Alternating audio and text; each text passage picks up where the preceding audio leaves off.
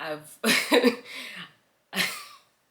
I've always said that like I couldn't I can't really fathom how people stand in front of a camera and be crying and boohoo crying and press play and record, da, da, da. But I can't promise that I won't cry during this video because I ain't got no insurance right now, which means I haven't been in therapy for a little bit, and I don't have a therapist right now. And I do have a lot of friends and family who they have been super supportive throughout this journey. If there's one thing God has blessed me with beyond what I think I deserve is an abundance of good friends, great friends, amazing friends, and family. Even friends that I haven't kept up with for years. And when it's time to show up for me, they show up. And I am so blessed and so grateful. Words can't describe. Like, I had a friend stay with me, like slept over with me for 2 nights, fed me, and I'm like hard to receive sometimes because I'm just like, no, no, no. Besides November 11th, November 22nd was probably the hardest day of my life because I had to watch my mom in a casket. I had to watch her get buried. I'm about to overshare like crazy. I don't know, but I feel like talking to the camera is kind of like a therapeutic thing for me. Even if I never post this, just talking it out loud is helping me process my thoughts. I am gonna overshare a little bit about my life. So most of you guys know I was born in Haiti, and my parents had me at a very young age. They were like 17 going on 18, I believe. 47 minus 28. I'm gonna be 28 next month.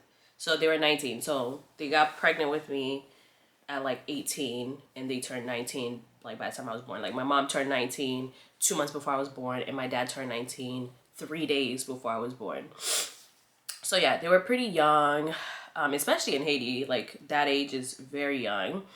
Like most people are still in school, and my parents kind of had two different lifestyles. Even though they lived in the same neighborhood, they kind of had like two different life.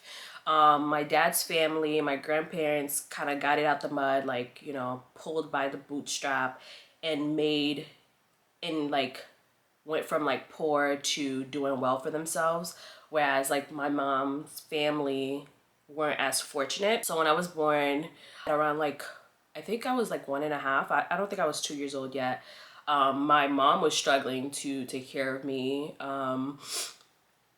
because she didn't have the means. So my dad's family, well, one of my aunts actually, she was still a teenager, like took me from my mom, and I was living with my dad's family. So even though my mom's family and my dad's family all lived in the same neighborhood, I was basically raised with my dad's family, but I was never made to think that my mom abandoned me or gave me away or anything, because she was still there. She was still present. Like, she would come over and do my hair every morning. She didn't have the role of being like my disciplinarian, if that's the word. Like, she didn't have to be really a parent, but she was still like present. I still knew that was my mom. Like, she did the best that she could, and her family were still very present in my life. Like, I vividly remember my grandma on my mom's side will come over and help my grandma, my dad's mom, like wash my clothes. My mom's family still did what they could with what they had, and my dad's family never ever ever painted the picture of like my mom abandoning me or not wanting to take care of me. Like, so I always like had that relationship with her, even though like she wasn't the one physically raising me. If anything, like the relationship was better because she didn't have to, she wasn't the one disciplining me. So if I would get in trouble like with my grandparents because they were the one raising me, like I would run to my mom's house because like I know like she's gonna like shield me, like while the steam kind of like blew over at my grandparents' house, my house, because I was a bad child. Like, I was very active. I was a very extroverted, wanted to be an everything child. Like, I was a lot. So I always ran to like my mom's mom or my mom whenever like I was in trouble, because I knew like they would shield me and they loved me. Like I was like I could do no wrong in their eyes. So did my dad's family. Like I was spoiled rotten, rotten. Like my aunts and uncles, like my dad's siblings, I was like their first experience of having a child because they were also teenagers. Like my dad is the second oldest. So like they took me everywhere. Like I remember my aunt, like when she became a nurse in Haiti, like her first job, all her paychecks would go to me, like buying stuff for me. Like I was spoiled rotten. Like I was given a life where I never felt like I lacked anything. Like I was never like made to feel like I'm missing something. Even though as life went on, there was this part of me that was kind of jealous of people that grew up in like a two-parent household. Like, you know, I had a very different dynamic. I was given everything I needed, all the affection, all the love, all the attention. So like in a way, like I never lacked anything, but there was still, you know, something missing, whatever. Forward to my dad moved to the States and eventually he filed for me. So I moved to the States at the age of 9, leaving my mom behind and, you know, some of my dad's family behind. And then slowly and surely everybody on my dad's side started moving to the States as well. So now like majority of my dad's family, if not a huge chunk of them, live in the States here. On my mom's family, I'm pretty much the only one here. I was younger and when Haiti was a lot safer, I would go to Haiti pretty frequently. So I would visit my mom and I would see her and we would still talk on the phone. Like that was one of the first things my dad's family told me when I moved here was like, make sure you keep in contact with your mom, make sure you never lose, you know, contact with her, make sure, you know, when the time comes you file for her, da da da. Like, you know, those were engraved in me. A little bit before I turned 21, my mom was diagnosed with type 1 diabetes and she started getting like really sick really quickly. And I knew like I was gonna turn 21, so I would file for her because I had to wait till I turned 21 so that I could file for her, so she can come here. And I was like, okay, I'm gonna turn 21, I'm gonna file for her. Like she'll come here and she'll get better care. And I feel like I'm all over the place with this story, but in 2017, I got a call and they were like, girl, your mom is not looking good. Like, you know, it's not looking like she's going to live another week or another month or things like that. So I got the opportunity to go to Haiti. So I went to Haiti. I saw her. You know, she was in the best shape, but, you know, she always put a brave face for me. That's one thing she did. Like, which is like something like I fought her for, but also like I understand as a mother, I guess. I don't have children, so I don't know. But she also put a brave face for me. So I saw her, and then when I came back home, like you know, I was getting good news that she's doing better, da da da. And then, you know, when the time came, I'll file for her or whatever.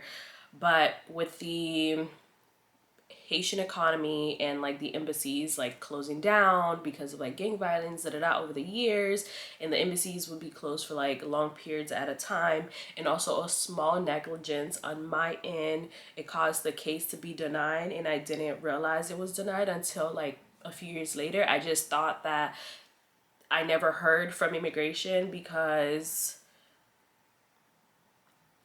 of the embassy being down. Like I heard so many other people that had open cases that were just like, we still haven't heard anything. Like, you know, it's year 2, it's year 3, we still haven't heard anything. So I just kind of like chopped it up to, you know, it's because of the conditions of the country of Haiti. Like it's because of the condition that Haiti is in, it's causing cases to slow down and things. So I just kept chopping it up to that and never really checking myself until when my sister passed last year, that I went to go check the case again to see what's going on and realized that it had been denied because I forgot to send in a piece of information that had I checked sooner, I would have noticed. And it's something that I'm learning to forgive myself about because, you know, there's part of me that's thinking like, you know, had I been on top of that, had that not happened, like my mom would probably be here with me. Like I probably would have gotten her better care, da da da.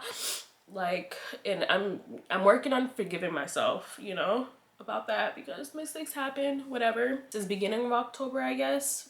I'm just now learning that it's been going on since beginning of October. My mom told me It was until like end of October when she had to go to the hospital, like when her first visit to the hospital, that she told me like, you know, she wasn't feeling good and that like she had like this big cyst that grew on the back of her head and it was causing her shortness of breath and things like that.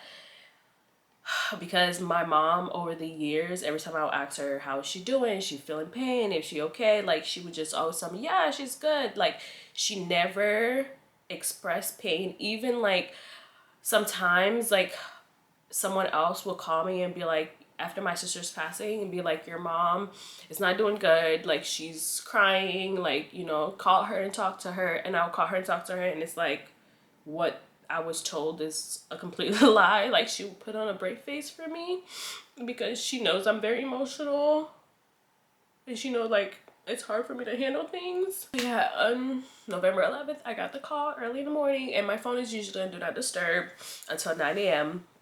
So my uncle called me like twice and couldn't get me, and then he sent me a voice note. Literally the same exact thing happened with my sister. A voice note because I went to sleep and I didn't get the call. Sent a voice note saying your mom is no longer here. I remember that day vividly because I've been taking a real estate class. Well, I was taking a real estate class and it was almost the last day. Like that was a Monday. The real estate class ended on a Tuesday. And the Tuesday we had an exam, so that Monday was very crucial to pass the class. And my boyfriend was here, thank God. Thank God he was here because we were studying together. And I was on the way to the bathroom to get ready to go to the class. And when I listened to the voice message, I broke down, you know, like got in bed with him and I was just like a mess. And I remember like getting up, going in the shower, getting like, it's like I told myself, this is real, it's happening, but right now, like, we need to like lock these feelings. We need to lock this memory in a box and deal with it later because you have to finish what you started.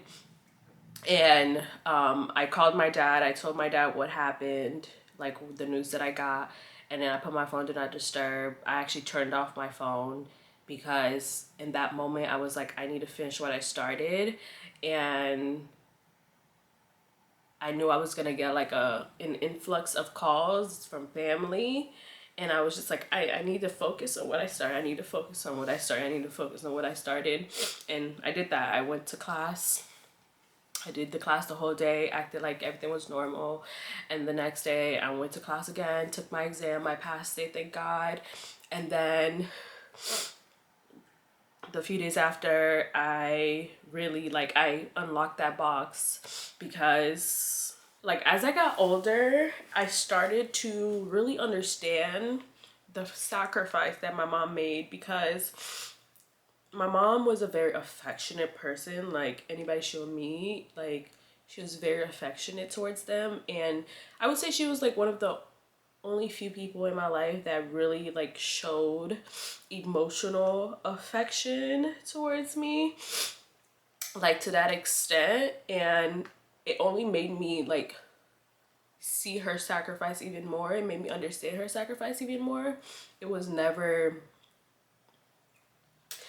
because it never gave that it was easy to see other people raise me and see me be with like, you know, my dad's family, but it was a sacrifice she made for me to have a better life. Like, all I wanted in life, my ultimate goal in life was to be in a position where my mom can experience better, where I can give her a better life.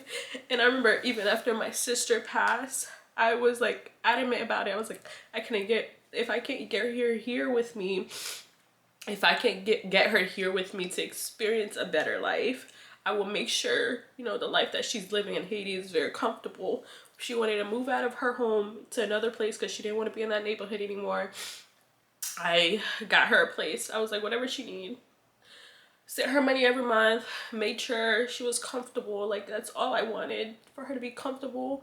It's bad enough she has to mourn her daughter, like burying her daughter. I remember one of the first thought after getting the news. Why the hell am I going to class? Like, why the hell do I even need to be here, live, do anything anymore? Because my sister's gone. The only sister I had, I only had one sibling with my mom. My mom only had the two of us. My mom only had the two of us. And I have a little brother on my dad's side. And so that was my only sister. She passed. And I was like, okay, I no longer have her, but I have my mom. And I had to make sure, you know, she's good. She can't lose another child. I gotta keep pushing. I gotta keep living. Like, she's my sole purpose. And I was like, now she's gone. How the hell am I still pushing? Like, what's the purpose anymore? All the work that I've done in the last few years to grow my faith in God has really kept me during these like 2 losses, because even though part of me was thinking that way, part of me was just like, you know, the God you believe in doesn't allow anything to happen for no reason. There's still a God. He's still with you. Have faith. You might not have them as your purpose now, but you gotta keep pushing. You gotta still be here. No matter how much love and support from family and friends I've had around me these last few days, what's really been keeping me is God, like the strength of God. Me being here is not on purpose. It's not by accident. There's a reason. Although I might not know the purpose right now, although I might not see it, although I have every reason to lose all hope, although I have every reason to give up, but I won't give up. I was also, you know, thinking these thoughts while laying next to my boyfriend who's lost both parents at a very, very young age. And, you know, him having the same mindset of, I don't understand life. I don't understand why this happened to me, but I believe in a God that's greater. On, what was it, Friday or whatever, I was like, my hair was looking a mess. I was like, I'm gonna get my hair. Like, I've been growing out my nails, my hair, my brows. So I've been looking a mess for the last few months to, you know, so that by the time my birthday comes next month, I could like get everything done and look super cute. And I remember thinking, I was like, I feel like shit. I don't have to look like shit too. So I went and got my hair done. And my hairstylist, I was sharing with her what I'm going through and things like that. And, you know, she was encouraging me. She was telling me, you know, I should read the book of Job in the Bible.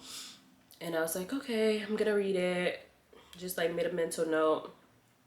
And I went to church that Sunday because, like, even though part of me was kind of angry at God, because I'm like, why? Like, why? Part of me was also grateful that I got 7 years after everyone was saying that my mom wouldn't make it another month. God gave me 7 years to be with her. Even though I felt like I lost purpose, I lost everything, there was still like that faith that I have that was pushing me through, that was saying, go to church. Like, you need God more than ever right now. So I went to church, and lo and behold, the pastor is preaching about Job.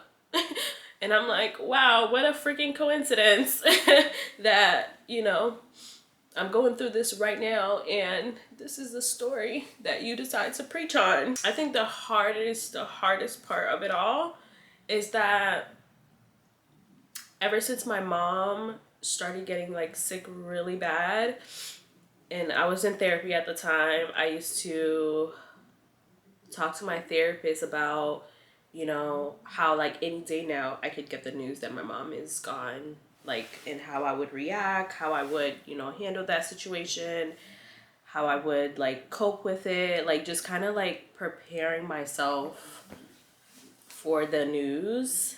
And I always, you know, felt like when that time comes, like, oh, I'll have my sister, like we'll handle it together. Like, I will have someone to kind of like lean on emotionally, and we will kind of mourn together. And the fact that she's not here too, and the fact that my mom had to bury her before her own death hit hard. I don't even know the purpose of this video, to be honest. I don't even know the purpose of telling you guys all this. I just know that I'm gonna be okay. It's gonna be hard, I know, but I'm gonna be okay. I might not see it now. I might not understand it. And I know God is with me. Like, that's for sure. I know God is with me. That's the only thing keeping me right now. I've had people in and out of my house. And I love the support. I appreciate it. Like, I'm beyond grateful for it. But today, I think I need today for myself. I think I need today to kind of like reset. Y'all know cleaning is what I love. Like, I feel like when I have a clean house, everything is like sparkly. I have my life together. It's the one thing in my life when I feel like I don't have control of anything. Like, I feel a sense of control in that area because things are clean. So I'm probably just gonna do like a really deep clean today. And I want to cook. I don't know what I want to cook yet, but I want to cook something yummy. So my mom was a chef. Like, she actually went to culinary school. That was her profession. Like, she worked as a chef. That was her thing. She loved cooking. She was great at it. Everybody knew that was like her thing. She loved feeding people. She was very giving, very selfless, like to a fault. And I don't know. I joked around my friend the other day. I was like, oh, I wonder if her skills just like transferred to me. Like, I wonder if I like go in the kitchen and automatically I know how to cook like her. And then I tried and then it didn't come out right. I was like, okay, maybe it takes a few days. Like, maybe it takes a few business days to transfer. It's what she would do. Like, she cooks. Like, that's her like coping with life, with things. Like, that was her happy place. So I just feel like cooking like a hearty meal. Like, I'm probably gonna try cooking something I've never cooked before. Like, something hard. I don't know. But yeah. I'm gonna go to the gym and just move my body just because I haven't moved my body since Wednesday of this week. Yeah, since Wednesday. That was the last time I worked out. Today's Saturday. And I just feel like I need to move my body. And I got the wrong bottoms. This is the wrong part. I woke up this morning and I was feeling sorry for myself. And then I was like, I think I'm gonna vlog. I think I'm gonna create some content. And I think one of the reasons I feel that way is because as a child, which is also one of the reasons I got into like vlogging and creating content, because as a child, when I would get in trouble or I just felt sad, the first thing I would do I would lock myself inside my closet and I would just play in clothes, dress up, and just live in this imaginary world. And in a way, creating content kind of feels like that to me. Kind of feels like this imaginary little world where nothing is real. So that is why I was like, I feel like, getting up, creating some content, it just kind of have my creative juices flowing, and that kind of brings me joy. So even if I never edit this video, never post it, in this moment, it's bringing me joy in this moment, it's making me happy, and that's all that matters. I don't know if I want to go for a very long walk or if I want to go to the gym. I don't know. Part of me kind of want to go for a long walk because it's a little bit less stressful. I can just, walk for the sake of walking versus actually lifting weights. I think I'm gonna go that route. What I just sprayed is the La Roche-Posay Thermal Spring Water. On top of that, I'm gonna go with the Caudalie Beauty Elixir. Hey Siri, what's the temperature outside? Ooh, it's 68. That means it's cold. It's cold, so I'm gonna wear a jacket because I'm wearing shorts. Maybe I shouldn't wear shorts. This is what I got on right now. Biker shorts and a a sport bra. I think I'm gonna change into some longer leggings because 68 in Florida, yeah, it's cold. So I switched into longer leggings, and then I'm gonna wear this Lululemon jacket. There's no need for this jacket. It's not that cold, but it matched my headband, so we're gonna rock with it. If you notice, I have these bands. Ooh, I'm a little ashy, but I have these bands on my fingers. I've been researching the Aura and the Ultra Human Smart Rings. They're kind of like Apple Watches, but they're rings, and you can get them in different finishes like gold, silver, black, and they kind of like look really good with your other jewelry. And I've been researching them for about a year now. And I really want to get I'm getting the Ultra Human ring. Once you order your ring, the first process is sizing. So they send you an entire sizing kit that you can try on to see what size fits you better. So right now I'm testing out size 8 and size 9. And at first I was like, I think I want to go with the size 9 because it's a little loose. But then after I put them both on last night, and after sleeping with it, washing my hands and doing a few activities, I realized the 8 is a better choice because it fit a little bit snug, but it's not super, super tight, and it doesn't fall off when I'm washing my hands and things like that. So I'm getting the size 8. Beginning of November, I started trying to do 10K steps a day, and I was doing really, really well until I got the news and I kind of fell off. But I realized that my phone was not the best option for tracking my steps, because let's say my phone is on a nightstand and I get up to go to the restroom, or I get up to go get something from the fridge. If I didn't have my phone on me, it wasn't really tracking my steps. So I needed something that was a little bit better. And I didn't want an Apple Watch because I've had one before, and I realized I don't like when I dress up and I have an Apple Watch on my arm. It kind of gives Spy Kids vibes.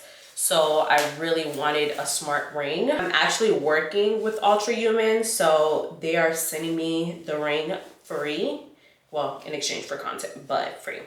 So I'm really excited to test it out, wear it for the next few weeks, months, whatever, and see if it's worth the hype. Also, I know this video is becoming a yap session, but I need good recommendations for running walking shoes. I have been contemplating whether to get the Unclouds or the Hokas. One of my friends owned the Uncloud, and she was like, best shoes ever. She's a speech pathologist, so she's walking on her foot all day, and she's like, she loves them. And I also hear really great things about the Hokas, and I'm trying to decide which one I should get, but I really need some great walking shoes.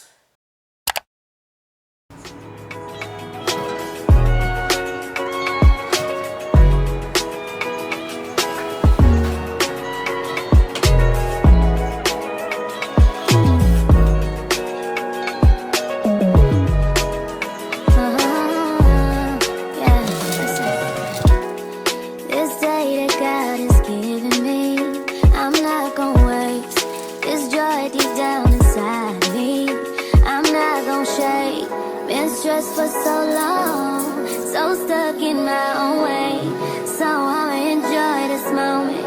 It's the day that the Lord has made.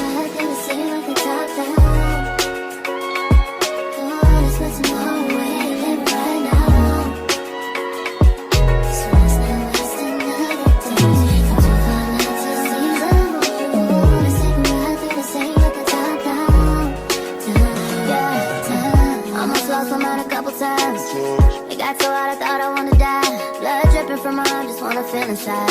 Too afraid to open up, so I'd rather hide. Man, I'm just so grateful that I made it this far. Almost thought I had to call my mama in a cup car. Betty's everything for me and everything I need. I would be nothing if you didn't give me no reason to be.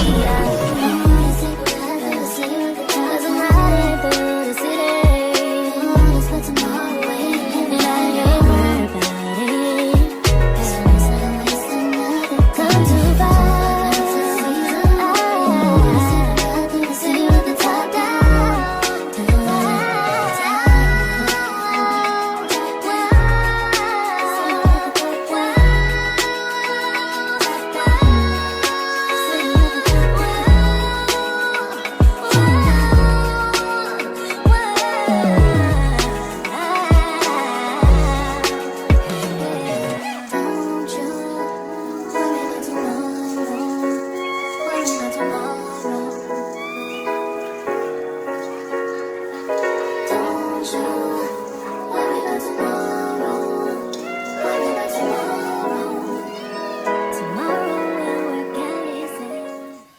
have this tree skirt that I've been using for the last 3 years now. And this year I kind of decided to switch it up a little bit and use a traditional tree skirt because I want to wrap fake gifts and put under the tree. I have this look that I'm going for, and I think it would be really cute, but it wouldn't work if I use this because there's really no place to put the gifts. They'll just be on the floor. I think having the gifts sit on the skirt is just cuter. But now I have this thing just laying around and I kind of want to use it. So I'm thinking, what if I put this on and then I put the skirt over it? I don't know if that would even work.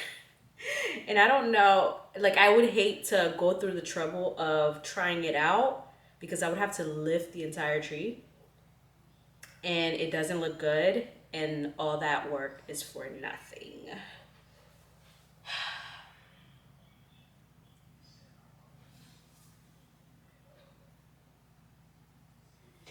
Would it work?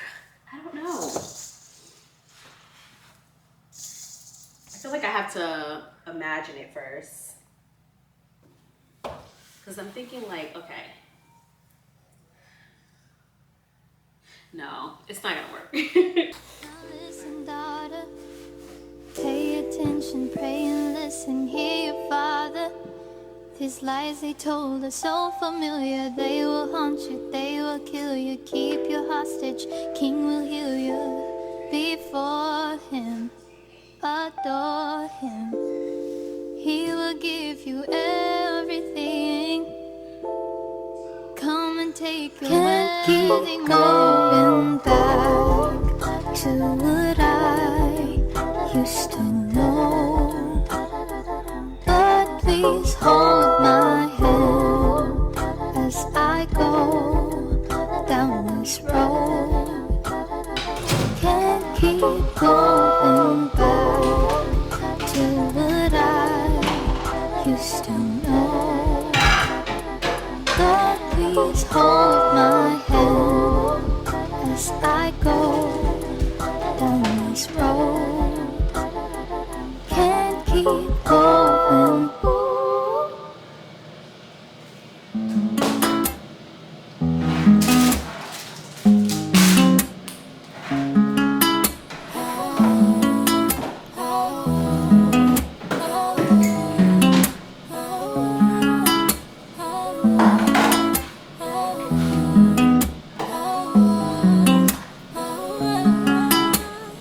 It's a process, I will get past. It's not so bad.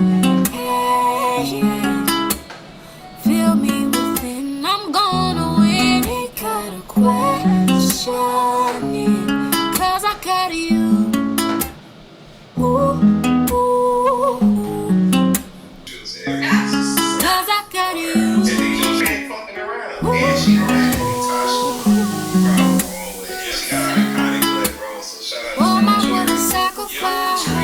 She really suffered up until he died. Cause here I am just moaning and won't complain. Power is on my side. So had to change my thoughts. Clear my mind if I thought I would lose. I was wrong, what is fear? I don't know. Rise above it, let's go. I finished clean and just took a nice refreshing shower, and I really wanted to cook a roast tonight, but it's too late for that, and roast takes a long time. It's literally 8:30 right now, so I'm just gonna leave it for tomorrow for dinner, which is perfect because tomorrow's Sunday, so that can be Sunday dinner. And tonight I'm just gonna make a little pasta dish.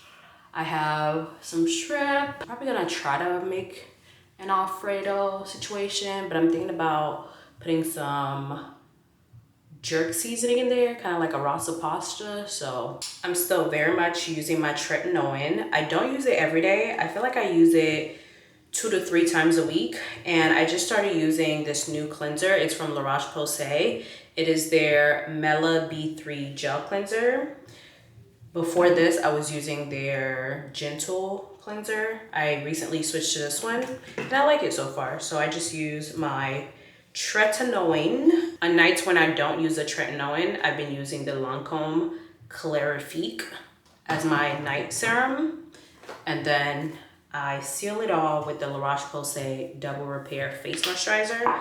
I'm truly a La Roche-Posay girly. Like, I love all of their products. And it's one of the brands that my dermatologist recommends the most. So I kind of stick to them.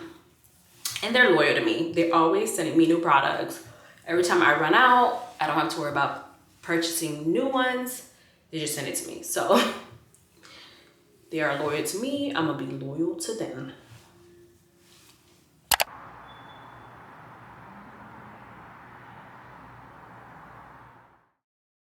So one of my absolute favorite things to do is watch the sunrise at the beach. And it's been such a long time since I've done that. Like, I can't remember the last time I did that.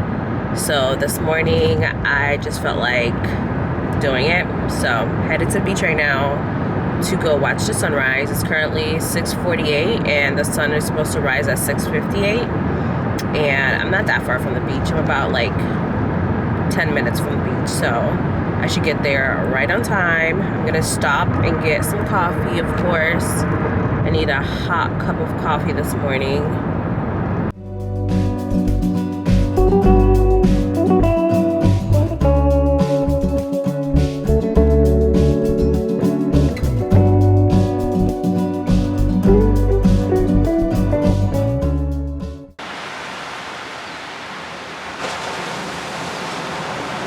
I missed the initial sunrise, but it's still very pretty.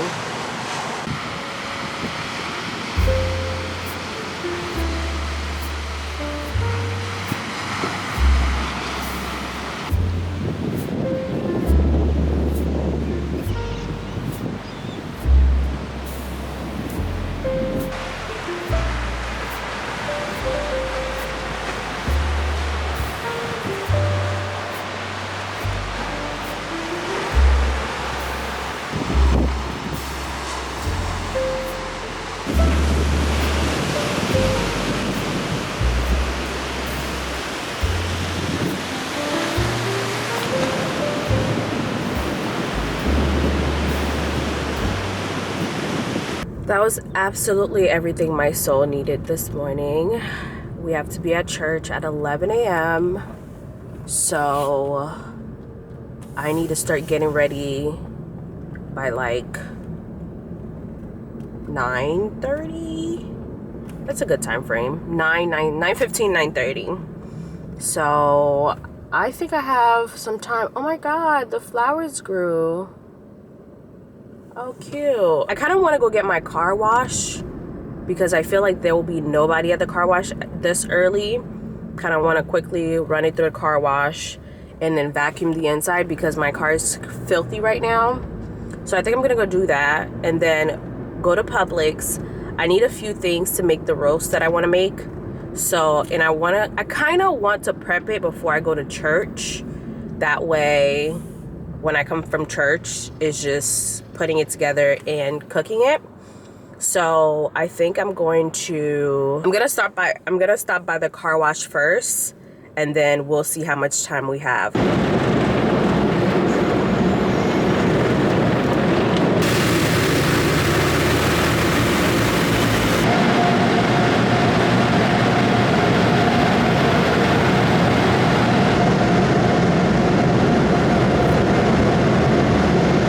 Guys, we're actually doing very good on timing, which is very rare for me, but I went to the car wash, got my car wash, went to Publix, got what I needed, and now I'm home. I already took a shower. I'm getting ready to do my hair and makeup, and I wanted to show you guys quickly what I use on my hair, especially when I have a traditional sew-in like this.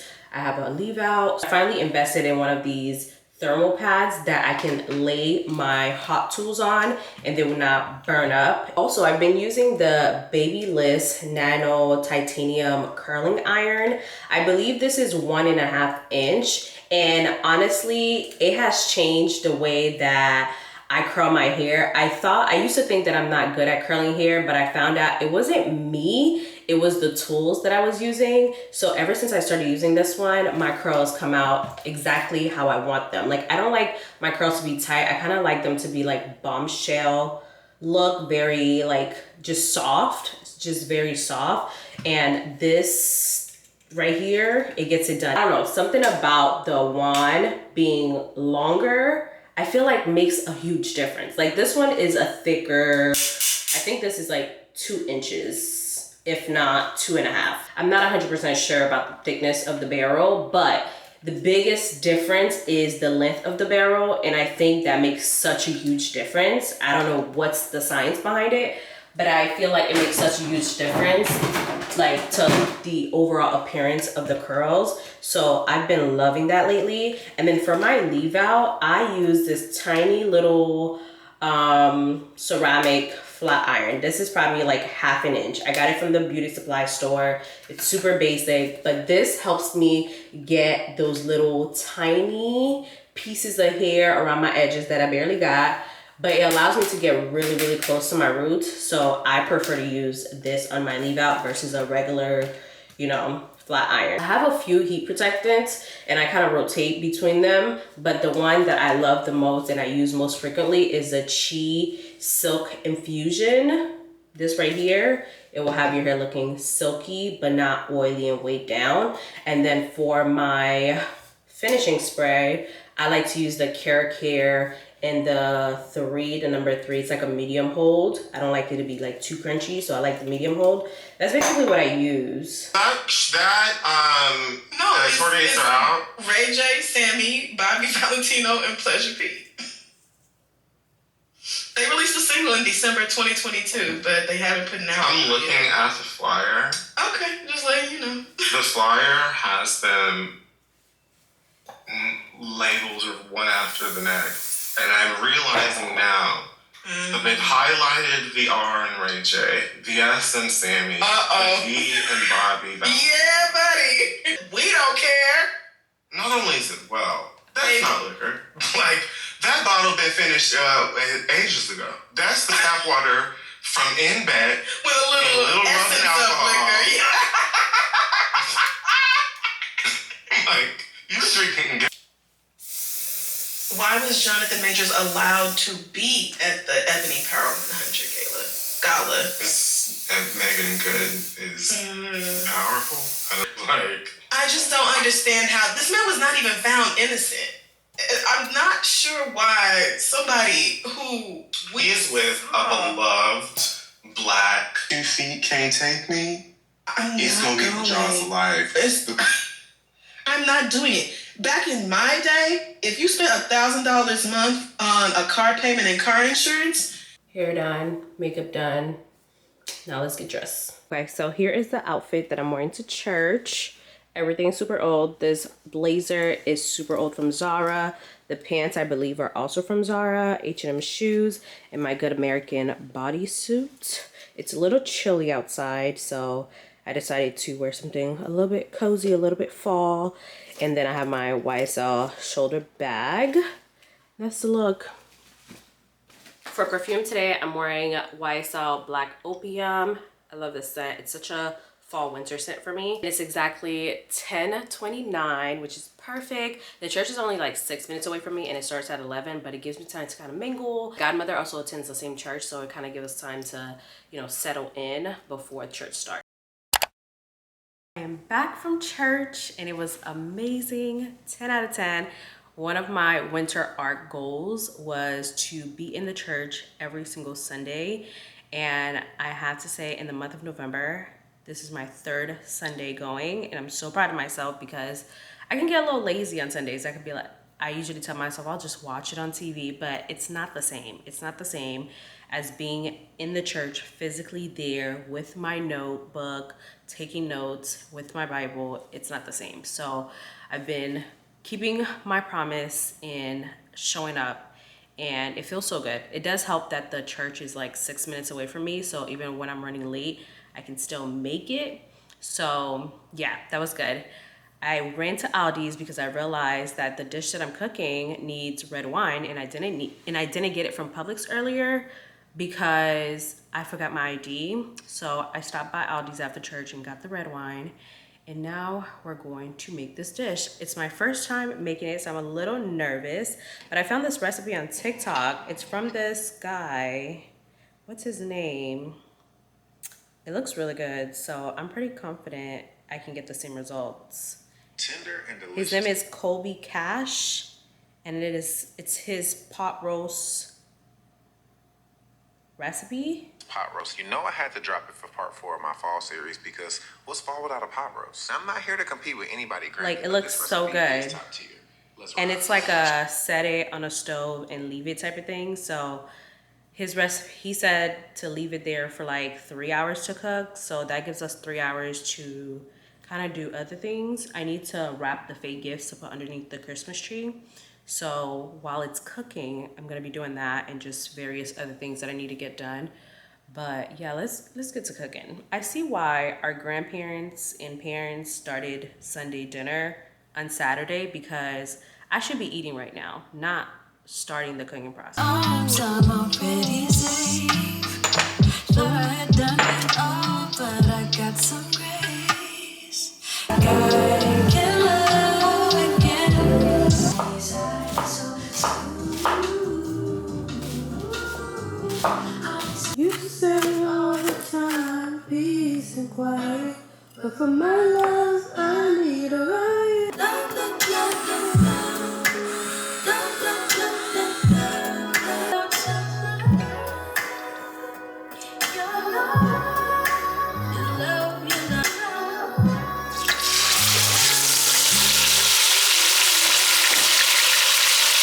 Cause you're breaking my heart. What the hell is you breaking my heart?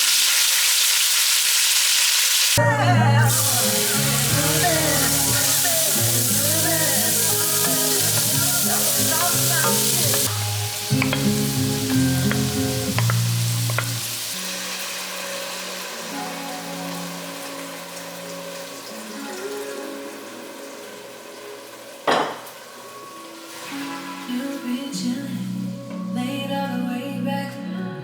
Just 'cause I don't know where you've been. No love was just a real friend. It's bad, so I'm cool with that. I'm just trying to match your words with your actions. I need more than satisfaction. Did you really feel that action? But my heart, so I broke it cold. You know that I've been paid. Watch me, you.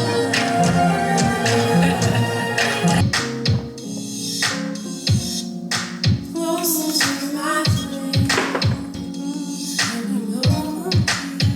So my roast is on the stove. It's gonna be on there for about 3 hours. So dinner probably won't be ready until like 6:15, 6:30. I've been kind of snacking along the way to kind of hold me up until then. But while that's cooking, I'm going to wrap my fake gifts to go under the tree, and I have a few other client tasks to do that I need to handle. So that's what I'm gonna do in the meantime.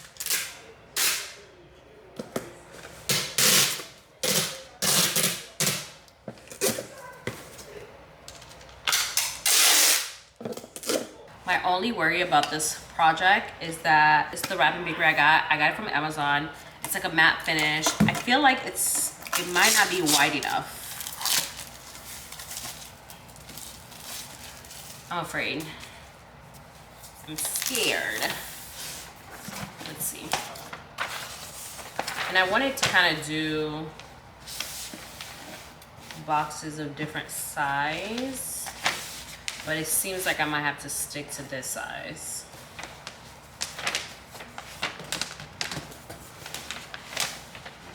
Let me-